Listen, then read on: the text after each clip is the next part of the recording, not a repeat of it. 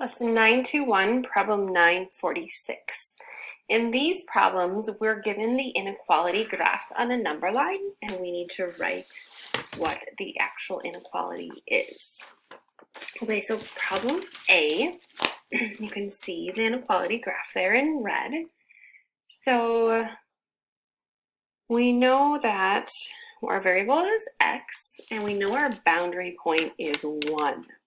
Okay, because that's where the dot is, it's on 1, and it's a solid dot, so we know that when we write our inequality, we're going to have the little equals to sign underneath the inequality, and it shows us the arrow is going to the right, so we know that x can be numbers equal to 1 or numbers that are greater than 1.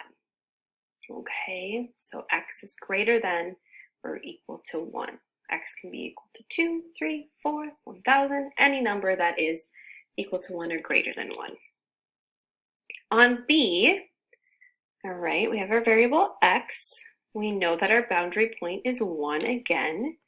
And now we have an open circle, so I'm not going to have that line under my inequality. And because my arrow is going to the left, my numbers have to be, x has to be less than 1. Numbers less than 1 are off to the left on the number line. For C, we have our variable x, we have our boundary point at 3, and this time it's a solid dot on 3, so we know we'll have that equal to sign under our inequality. And again, we have our arrow going off to the left, so numbers off to the left are less than, so we get x is less than or equal to 3.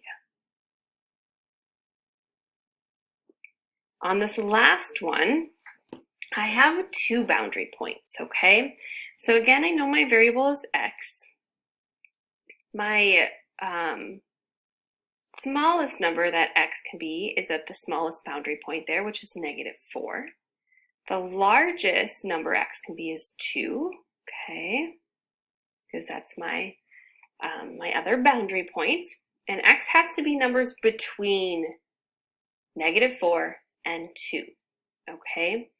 So I know that for this side of it, x has to be less than or equal to 2, okay? It's got to have that equal sign because the dot is filled in, and I have numbers going to the left of 2, not to the right. So numbers to the left of 2 would be numbers that are less than 2.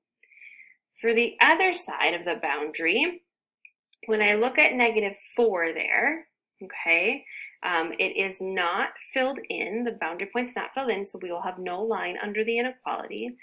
And I know that if I start looking at the x, okay, so if I start by reading this x, I know that x has to be numbers greater than -4, right? Because my numbers that are highlighted are going to the right of -4, so those will be numbers greater than -4. So there is my inequality for D.